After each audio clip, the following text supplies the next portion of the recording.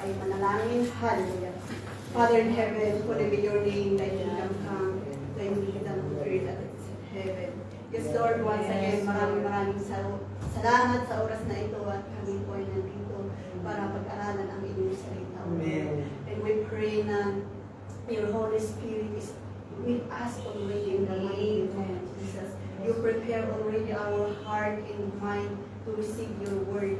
And I pray, O Lord, na ikaw, O God, ang magbibigay ng malawak na pangunawa sa amin, O Lord. Na whatever, O God, na lalawas sa aking bunganga, O God, you will bless it, O Lord. And the listener will understand it according to your will in the mighty name of Jesus.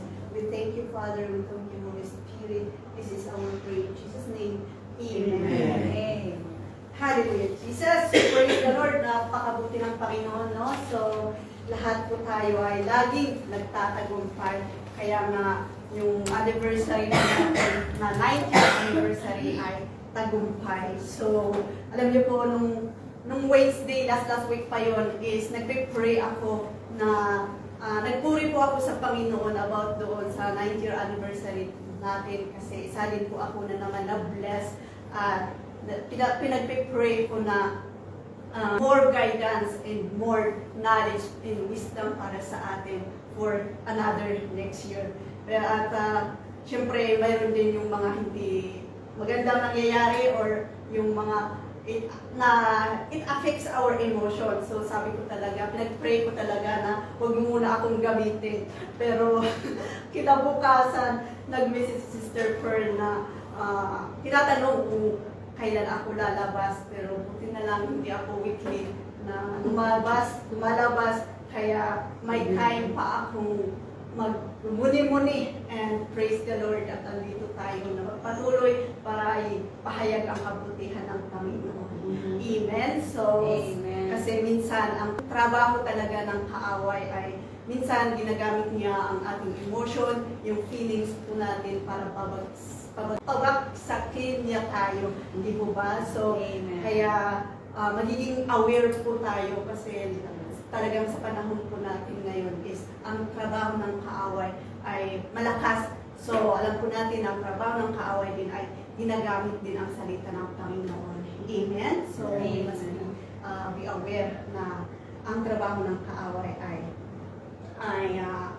dapat natin, alam natin, ano ba yun? I-handle or alam natin makita. Ano ba yung Discern? Yes, discern. Thank you, Sister Pearl. Ang galing Word niya. na. Ay, thank you. Thank you. Praise the Lord. So, kahit marami po tayong pagkukulang, but praise the Lord. Andiyan po ang Panginoon na gumagabay po sa ating buhay. Amen. So, din ang ating Diyos ay matagumpay, kaya tayo din ay matagumpay. Amen. So, I realize na, di ba, sinabi ko noon na I am empowered, I am encouraged by the Word of God, but I realize na hindi lang pala pwedeng tayo ay ma-encourage or ma-empower, pero kailangan din pala natin kilalanin kung sino ang ating sinasamba. Amen? So, praise the Lord. Kasi akala ko noon na kasi nung una ako born again talagang masaya po ako na magbasa ng Bible, kaya nag-download po ako ng Bible app sa aking cellphone. Pero pag habang matagal kang nagbabasa is masakit sa mata, kaya po ako nagpabili ng Bible ko kay Sister Julia at Brother Richard. Pero masakit pa rin sa mata kung mahaba yung binabasa mo. So, gumamit po ako ng audio sa YouTube.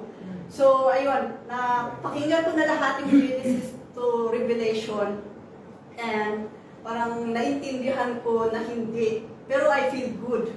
So, ang saya-saya ako, excited talaga ako, ligtas na ako, thank you Lord, hallelujah. Sabi ko sa sarili ko, pero one time na yung isa kong kaibigan, kasi nag-share ko ako sa kanya, so tinanong niya ako, sabi niya na, sino ba si Jesus Christ sa iyo? So sabi ko naman, siya ay tagapagligtas po natin, siya po ay namatay, nabuhay, at nabuhay muli para iligtas ang ating mga kasalanan. So sabi niya, tama, ano ka? Sabi niya, sabi ko, siya po ay Diyos. So Ano pa? Paano mo nasabing siya ay Diyos? Sabi ko doon sa yung sinabi ko sa John 3:16 na siya dahil sa kanyang sobrang pagmamahal sa atin ay isinugo niya si Jesus Christ para sa ating kaligtasan. So sabi niya, tama daw pero hindi siya Diyos. Amen. So doon po ako na-realize na wala din pala akong alam na kaya dapat I need to learn more. Amen? So sabi niya doon na si Jesus Christ daw ay siya daw ang panganay na anak at pangunahin. Siya daw ang panganay na anak at pangunahin sa lahat ng nilikha. At nakuha niya doon sa Colossians 1:15. So, nung nabasa ko po yun, sabi ko sa kanya, tama naman po yun, pero basahin mo kasi yung una. Kasi sabi niya doon na si Kristo ang larawan ng di nakikita. Sabi ko sa kanya, sabi ko na basahin mo kasi yung whole chapter. Huwag mong basahin yung isang sentence. Tapos, sasabihin mo na tama na daw yun. Tama na yun. Pero pagkatapos naming mag-usap, napag-isip-isip ko talaga na wala talaga pala akong alam. Kung parang yung feeling ko na parang marami akong alam, pero pag i-question ako, wala akong isasagot na feeling ko nasagot ko pero kulang pala. Amen? Kaya marami po talaga tayong alam na akala natin, masasatisfy po natin yung mga nagtatanong po sa atin, pero kulang pala. Kahit nga noon, tinanong pa po si Sister Yoli, may nasend din po siya ng verse na yun, nasabi niya, nasend din ni Sister Bridget, pero hindi ko rin maintindihan kung paano naging Diyos si Jesus Christ. So, nag-research ako sa YouTube, sabi sa pinapanood ko na para daw maintindihan mo ang isang katuruan, ay himay-himayin po natin yung Genesis to Revelation. Lalo-lalo na if about sa doktrina or katuruan ng Bible. To learn, so learn slowly and be patient to learn. Pag bulay-bulayan mo, huwag kang magmadali, don't rush, kasi pag mali daw ang pangunawa mo, maaapektuhan ang paniniwala po natin, lalo-lalo na yung paniniwala po natin sa kaligtasan. Amen? So tama po yun na kailangan po natin pagbulay-bulayan talaga ang salita ng Panginoon. Na hindi po tayo mag-rush, kasi ang salita ng Panginoon ay andyan lang, di po ba? Na, di ba, sabi po natin na ang salita ng Panginoon ay hindi nagbabago mula noon hanggang ngayon. Amen? So, kaya malaking pasasalamat po din yung tanong na ito, kasi it leads me to learn more na pinaalala na wala talaga akong alam, kaya I need to learn more na mag-aral. At praise God na may online po kaming sinalihan para mag-aral. At sabi nga doon sa leader po namin, sabi niya, huwag kang mag-aral kung ayaw mong mag-aral. Amen? So, totoo po yun na kung tayo po ay anak ng Panginoon, kailangan po natin mag-aral para mangaral. Amen? Dahil ang anak ng Panginoon ay nangangaral. Amen? Amen. Amen. Praise the Lord. So, pag-aralan po natin ngayon ang pagka-unity ng the Father, the Son, and the Holy Spirit sa creation and our salvation. Para maunawaan po natin ang pagka-Diyos nilang tatlo at remember na hindi lang tayo maging believers or worshiper, but we must know whom we believe. Na kahit hindi po natin nakikita, but by faith, we believe na sa pamamagitan ng kanyang salita. Amen? Hindi lang natin makikilala ang ating Panginoon, but we also to believe Him. Amen? So, amen. So, ang topic na ito ay madalas na hindi po nadi-discuss sa church at mahirap unawain, lalo na pagbaguhan ka, at ito po ay debatable, controversial topic. Amen? So, we believe naman sa Trinity. Amen? So, there is one God, but it has three persons and it has different role and function. Lalo na sa pag-create ng mundo at yung salvation po natin. Sila po ay nag-i-exist ng sabay-sabay tignan po natin sa Genesis 1:1. Sabi niya, in the beginning, God created the heaven and earth. So, ayan. So, hindi po natin makikita yung the Father, the Son, and the Holy Spirit na nakasulat dito. Pero, pag i-translate po natin yung di ba, yung original language nila is Hebrew. Kaya, pag i-translate natin yung God sa Hebrew is Elohim. Tama? So, Elohim is a plural. At dito natin may intindihan na may kasama po ang Panginoon na lumikha ng langit at lupa. Amen? Praise the Lord. So, ayan, I hope na naintindihan po natin ito at maliwanag po sa atin na hindi nag-iisa ang Panginoon, kundi magkasama po sila. May kasama po siya na yung the Father, the Son, and the Holy Spirit. Amen? So, tignan po natin yung pag-create sa tao. At idea din ito ng the Father. Genesis 1:26. Then God said, let us make man in our image, in our likeness, and let them rule over the fish of the sea and the birds of the air, over the livestock, over all the earth, and over all the creatures, and move along the ground. Amen? So, nakikita din po natin na sabi niya, let us make mankind in our image, in our likeness. Amen? So, plural din po ang ginamit dito. Amen? So, hindi po talaga nag-iisa ang Panginoon, kundi may tatlong nag-i-exist na nagkakaisa po sila sa prayer. Amen? So, praise the Lord at hindi po tayo napunta sa oneness na paniniwala. Amen? Hallelujah. Praise the Lord. At andito po talaga tayo sa Trinity doctrine. Amen? So, hallelujah. Tutunan talaga na ang pangunawa dito sa Trinity ay mahirap kaya maraming question po dito kaya talagang pagbasa po tayo or desire po nating intindihan ang Trinity ay mag-ask po tayo sa guidance ng Holy Spirit at kung gusto naman ng Panginoon na ipaunawa niya sa iyo ay gagawin niya. Amen? So, we just need to be patient and to be consistent. Amen? So, hindi naman tayo madaling na mabago, pero kung lagi po tayo nakikinig sa salita ng Panginoon, ay makikita yung truth transformation sa ating buhay. Amen? So, if we pray, tutulungan po tayo ng Panginoon kung if we pray for more knowledge and more understanding is ibibigay niya. Di po ba kahit Solomon, yung prayer niya is gusto niya magkaroon ng wisdom at binigay, ipinagkaloob ng Panginoon. Di po ba? Amen. Amen? So, kung mag-pray po tayo, maghanda din po tayo na tanggapin yun. Amen? Hallelujah. So, tignan po natin sa New Testament para mas maunawaan pa natin ang function ng the Father, the Son, and the Holy Spirit. Sabi doon sa John 1:1-4.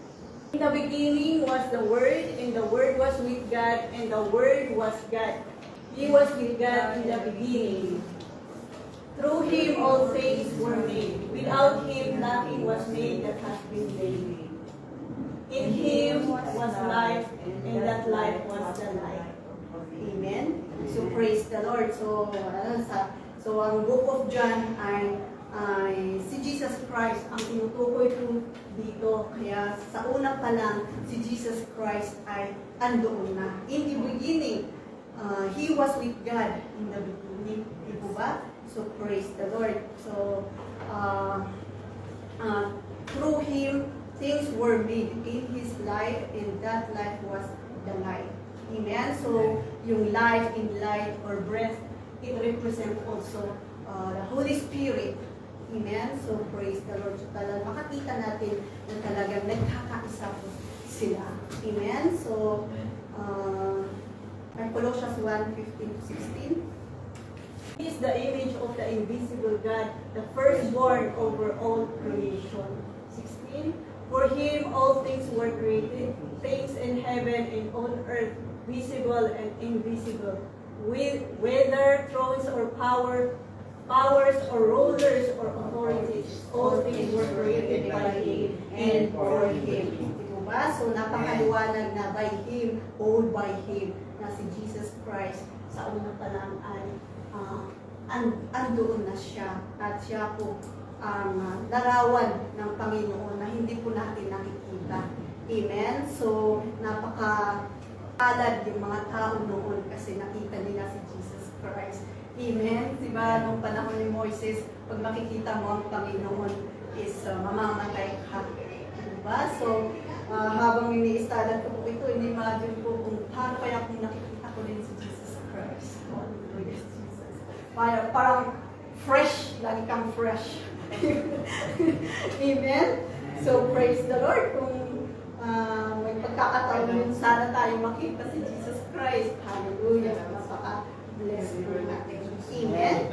So, ayan. So, maraming verse na makakapagpatunay na sa una pa lang kasama si Jesus Christ sa paglikha ng langit at lupa.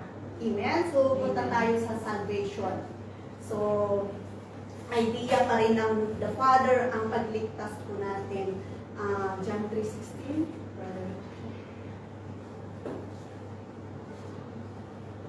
For God so loved the world that He gave His one and only Son, that whoever believes in Him shall not perish but have eternal life. Amen? So whoever believes in Him shall not perish but have eternal life. Amen? So dahil sa pagmamahal ng ating Abba Father ay ibinigay niya si Jesus Christ para sa ating mga kasalanan at iligtas po tayo. Amen? So ang trabaho ng Jesus Christ ay to pay the price of our sin. Amen? John 1:14. The Word became flesh and made His dwelling among us. We have seen His glory, the glory of the one and only who came from the Father, full of grace and truth. Amen? So Jesus Christ became flesh. Praise the Lord. So, kaya nakikita natin siya as a human. So, minsan ito po din ang isa nating explanation about doon kung paano naging tao si Jesus Christ. But sometimes, yung ating mga kasama, hindi nila makinawaan.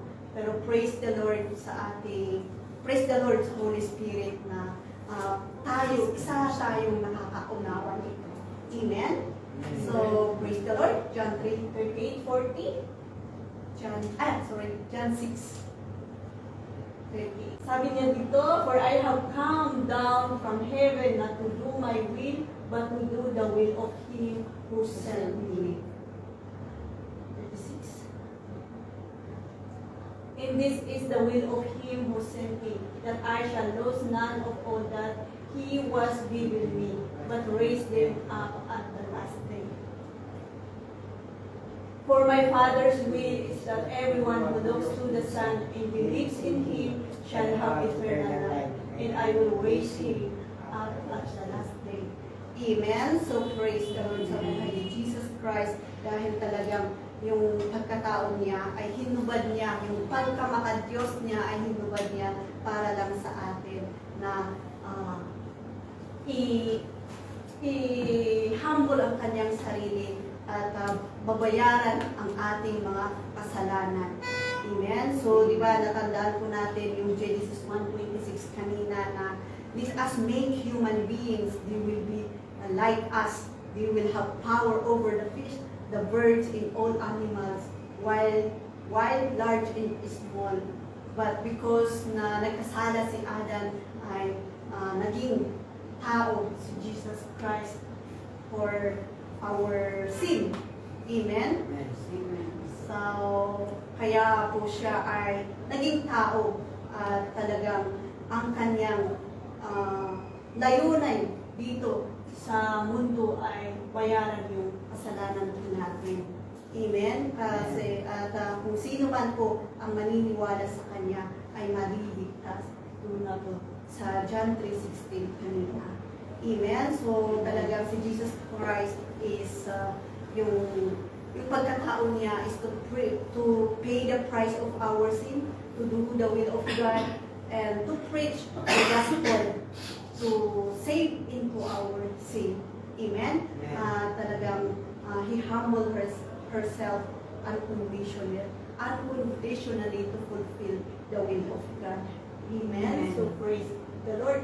Kaya nga po natin sinasamba si Jesus Christ dahil deserve talaga po niyang sambahin. Amen? So tingnan po natin yung Hebrew 10:5 to 10. Ito po si Jesus Christ ang nagsasabi po dito. Hebrew 10, verse 5 to 10. Sabi niya, therefore, when Christ came into the world, He said, sacrifice and offering you did not desire, but a body you prepared for me. With burnt offerings and sin offerings you were not pleased.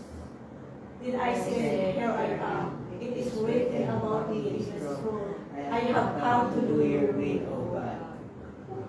First he said, sacrifice and offerings, burnt offerings and sin offerings. You did not desire, nor were you pleased with them, although the law required them to be.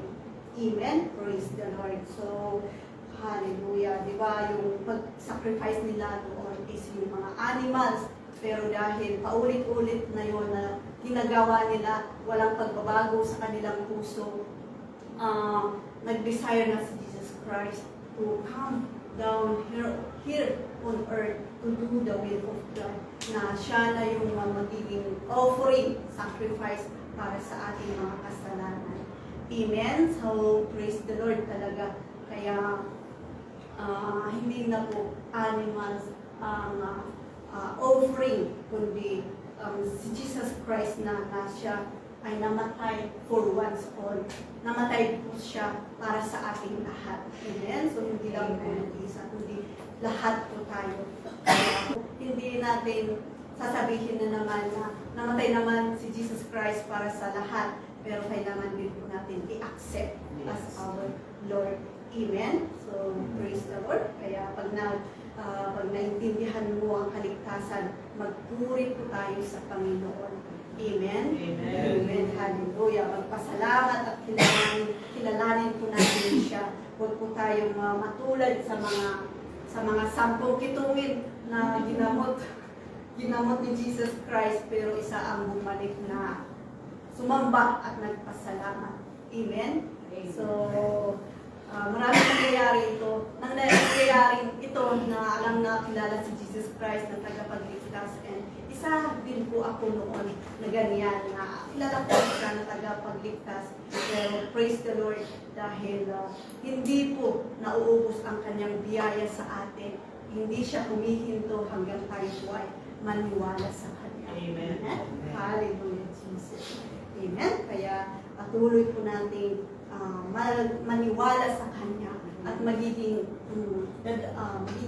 yung ating pananampalataya o pagtitiwala sa Kanya, it will flow in our life. Amen. Yung pag-multiply po tayo. Amen. Hindi po natin alam, pero makikita sa ating mga ginagawa. Amen. So, as a child of God, yung kumbaga sabihin din natin na dahil niligtas mo ako, Lord, here I am to do your will. Amen? Hallelujah. Praise the Lord. Nakakaiyak yung here I am to do your will. Amen? So, praise the Lord. Kung ganun din po ang prayer natin sa Abba, Father, here I am to do your will. Thank you that you saved me. At help me na dumaloy ang pagpapala ko sa akin, na makita yung kaligtasan ko sa aking buhay. The products of salvation, makikita ng tao, and we will serve you also. Amen? So praise the Lord. Hallelujah. Praise the Lord. So thank you for that. Kaya patuloy po tayo magpakumbaba at aralin ang salita ng Panginoon. Amen. So punta tayo sa Holy Spirit. Holy Spirit. Ang Holy Spirit ang magpapatuturo ng salita ng Diyos. Amen? So, Hebrew 10, verse 15 to 17. Kanya dito, the Holy Spirit also testifies to us about this. First, he says, "This is the covenant I will make with them after that time, says the Lord. I will put my laws in their heart, and I will write them onto their minds." Then he adds, "Their sins and glorious act I will remember no more."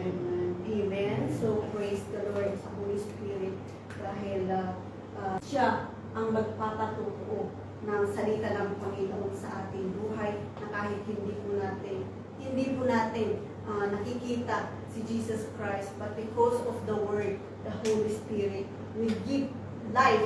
Amen? Siya po God.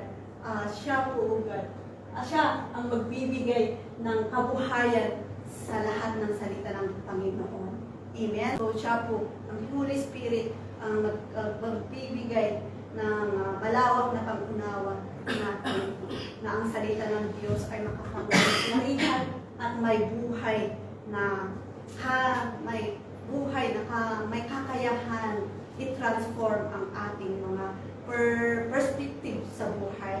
Amen? Kaya napakahalaga din ang pagtitiwala at kilalanin ang Holy Spirit. Siya ang ating kinikilala na magbibigay ng buhay sa ginawa ni Jesus Christ. Amen? Sabi doon sa John 16:17. Sabi niya, "But I tell you the truth, it is for your good that I am going away. Unless I go away, the Counselor will not come to you. But if I go, I will send him to you." Amen? So, ang tinutukoy dito ni Jesus Christ is the Holy Spirit. Amen? So, hindi po ito naiintindihan ng mga disipulo niya kasi buhay pa siya. Amen? So, doon sa 16:12. "But when He, the Spirit of truth, comes, He will guide you in all truth. He will not speak on His own. He will speak only what He hears, and He will tell you what is yet to come." Amen? "I will bring glory to me by taking from what is mine and making it known to you." Amen? So, praise the Lord. So, hindi pa namamatay si Jesus Christ, pero sinasabi na yung naniyak yung mangyayari at ang tinutukoy niya dito is the Holy Spirit na magbibigay o magtuturo ng katotohanan. Amen? At yung mga tao, He will guide you. He will guide you into all truth. He will not speak on His own, but He will speak only what He hears, and He will tell you what is yet to come. Amen? So, praise the Lord. Amen? So, sabi niya na marami sana siyang sasabihin, pero hindi pa muna nila ito mauunawaan kasi wala pa ang Holy Spirit na magbibigay ng pangunawa sa kanila. Amen? So, praise the Lord. At yan po ang unity ng the Father, the Son, and the Holy Spirit sa pag-create ng tao, heaven and earth, at yung pagkaligtas po natin. Kaya praise the Lord dahil sa kanilang unity ay di ba nung nangaral si Pedro is marami pong naniwala dahil may Holy Spirit na naging 3,000 person yung naniwala dahil nung nangaral siya ay marami na siyang maraming naniwala kay Jesus Christ. Amen? So talagang napaka-powerful ang Holy Spirit na siya na yung gumagabay po sa atin. Amen? So praise the Lord. Kaya talagang ang unity ng the Father, the Son, and the Holy Spirit ay napaka-powerful. Na we believe na there is one God, but there is three person na nag-i-exist equal. Amen? So walang mas mataas po, walang mas makapangyarihan, pero equal po silang nagtatrabaho. Nag-unite Amen. So, praise the Lord. Kaya, I hope na alam na natin po ito at alam natin na ipagtanggol ang ating pananampalataya sa Trinity. Amen? Amen. Kasi kailangan natin na alamin ito dahil tayo ay naniniwala sa buhay ng Diyos. Amen? So, Jesus Christ hindi pwedeng maging Ama and the Son hindi pwedeng maging Ama and the Son hindi pwedeng maging Holy Spirit. Amen? Pero gino-glorify nila ang bawat isa. Si Jesus Christ, gino-glorify ang Ama, ang Holy Spirit, gino-glorify the Son, and the Son, gino-glorify niya ang Holy Spirit. Amen? So, they glorify each other.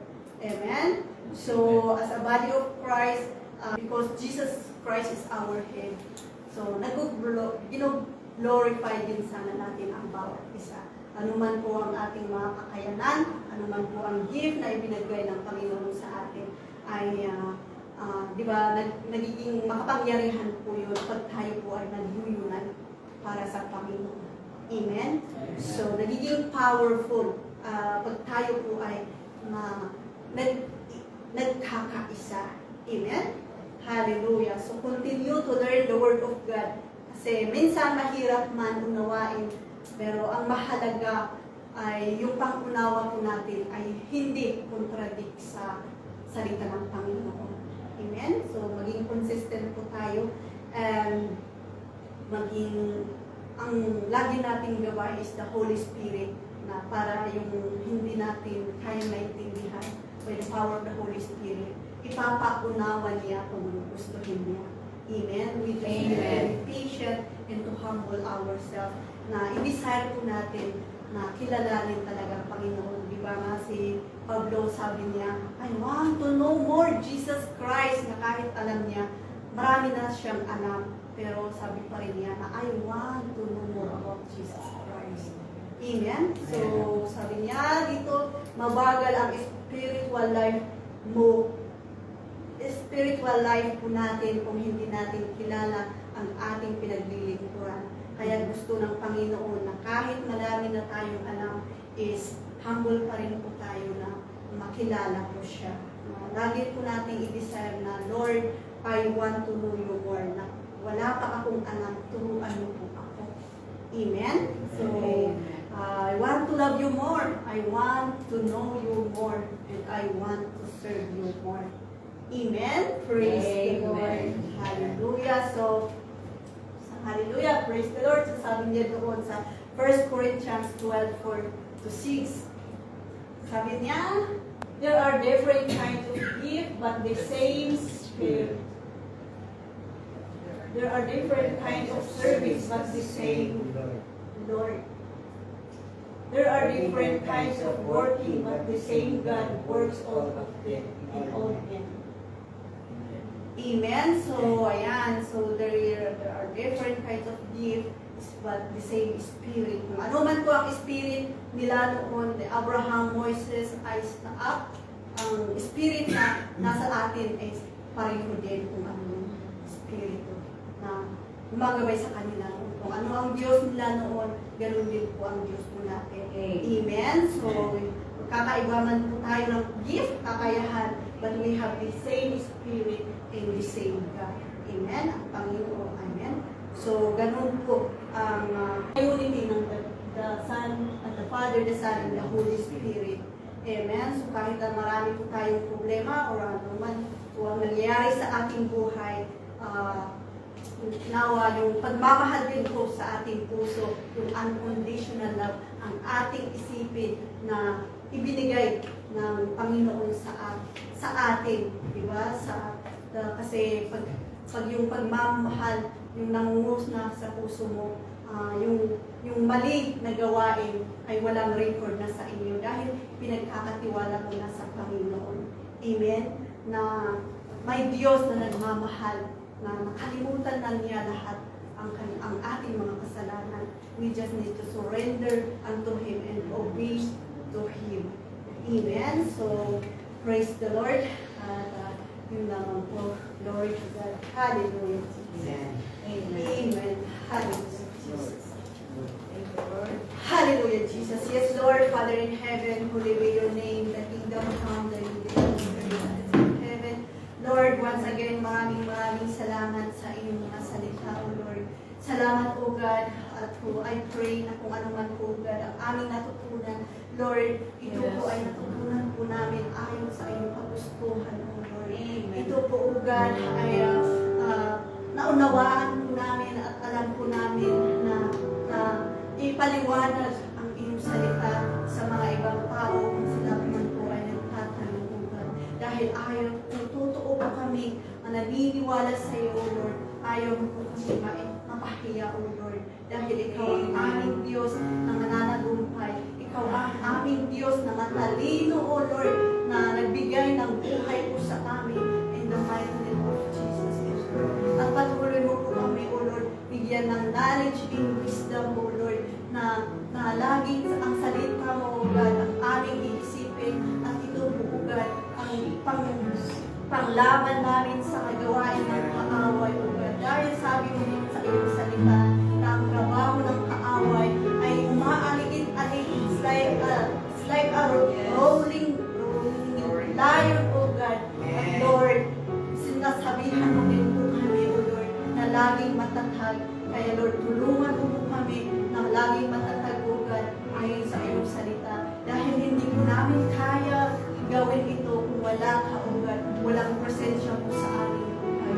And Lord, we surrender everything that we have, O God, sa lahat namin ginagawa, O Lord. We surrender it to you sa aming pagbabasa, O Lord, sa aming pag-aaral, Lord. Open our mouth, O Lord. Open our ears spiritually, O Lord. Open our eyes. Fix our heart that ikaw, O God, ang sentro ng aming paginiwala at pagtitiwala sa iyo, O God. That let your love will be at us, O Lord. Ang pagmamahal mo, O God, ang sasakop ng aming puso, O Lord. At kahit anong man po, O God, ang pagkakamali ng bawat isa, O Lord, ay yung pagmamahal mo pa rin ang mamumuna sa aming buhay para lagi po mapayapa at mapagpakumbaba sa aming pagsisilbi sa iyo. Yes. Hallelujah. You came here, O Lord, to save our sin, O Lord. At nawa tulungan mo po kami dahil sa aming mga pagkaligtas, O Lord, ay makiisa kami, O God, makipartner po kami sa iyo na gawin ang inyong kagustuhan sa aming buhay. Dahil hindi po namin ito kakayanin kung wala ka sa aming buhay. Let your Holy Spirit be with us, O Lord. That siya, O God, ang laging magtuturo kung ano man po ang aming nagagawin, O Lord. Patuloy mo i-guide, O God, ang aming mga puso. Lalo-lalo na yung mga leaders po namin, Lord. I pray na ikaw, O God, ang magbigay ng kanilang kalakasan, O Lord. Ang kanilang, Lord, yung more knowledge and wisdom at maunawaan ang inyong salita. Dahil napakahalaga ito sa aming mga listener, O Lord, na ito, O God, ang magbibigay gabay sa aming pangunawa sa salvation po namin. So Lord, let your presence be upon them. Let your power and the Holy Spirit be upon them. That their life will be dedicated to you, O Lord. They will be submissive to you, O God. At ikaw lang ang kanilang makikita. Fix their heart, O Lord. Even their family, O God, protect them, O God. That no work of evil can prosper in their life, O God.